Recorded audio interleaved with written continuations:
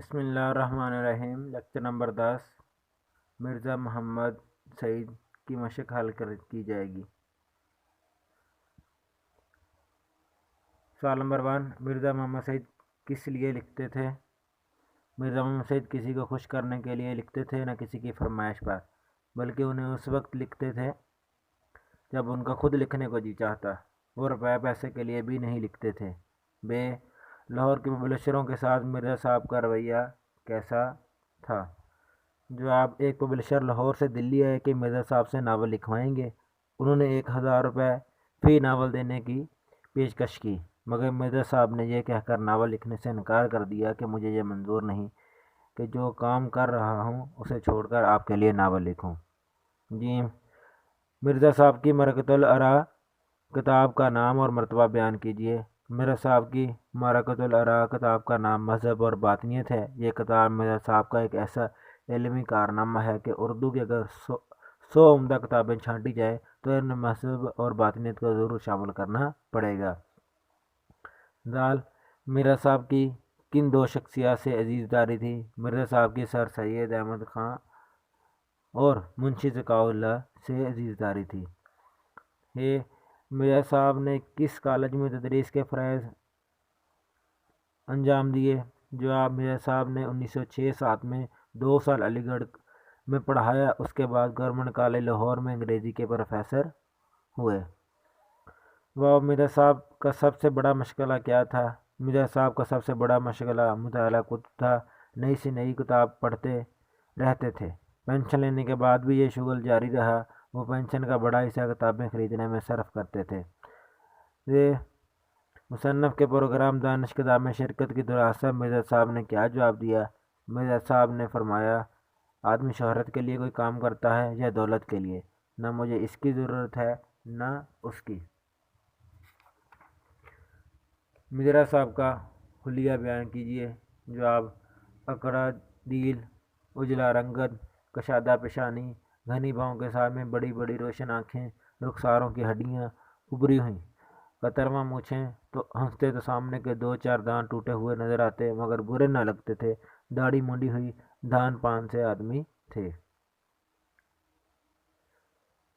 مرزا صاحب کے دونوں ناولوں کے نام تحریر کریں۔ مرزا صاحب کے دونوں ناولوں کے نام یاسمین اور خواب ہستی ہیں۔ سوال نمبر 2، پطرس بخاری سے مرزا صاحب کے تعلق کو اپنے الفاظ میں بیان کریں۔ پطرس بخاری نے مرزا صاحب سے اکتساب علم کیا۔ بعد میں پطرس خود انگریزی کے پروفیسر ہو گئے تھے، مگر اپنی غیر معمولی قابلیت اور ذہانت کے باوجود مرزا صاحب کی علمیت کے آگے اپنے آپ کو ہیچ سمجھتے تھے۔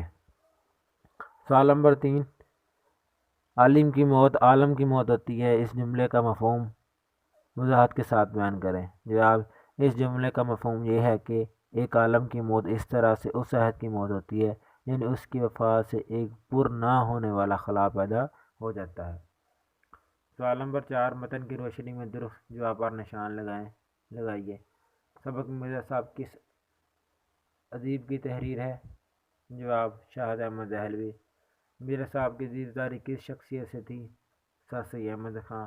مرزا محمد سعید کے بقول انسان کس لیے کام کرتا ہے؟ شہرت اور دولت۔ مرزا محمد سعید نے گورنمنٹ کالج لاہور سے کون سی سند لی؟ ایم اے انگریزی ادب۔ محمود نظامی کے مقالے کے بعد مرزا محمد سعید پر کس نے تنقید کی؟ فیض احمد فیض۔ پروگرام دانش کتاب میں کتنے دانشور بلائے جاتے تھے؟ 4۔ مرزا صاحب کا بڑا حصہ پینشن کا بڑا حصہ صرف کر دیتے تھے کتابوں پر۔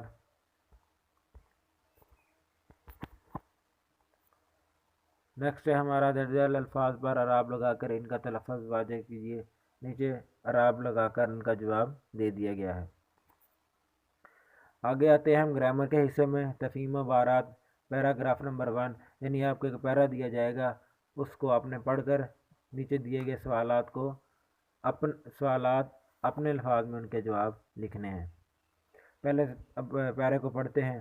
پنجاب کی حد ان دنوں میں غزنی کی حد تک پھیلی ہوئی تھی اور راجہ جہاں کا جے پال تھا۔ راجہ کہتے ہیں بادشاہ کو، حد کہتے ہیں حدود کو۔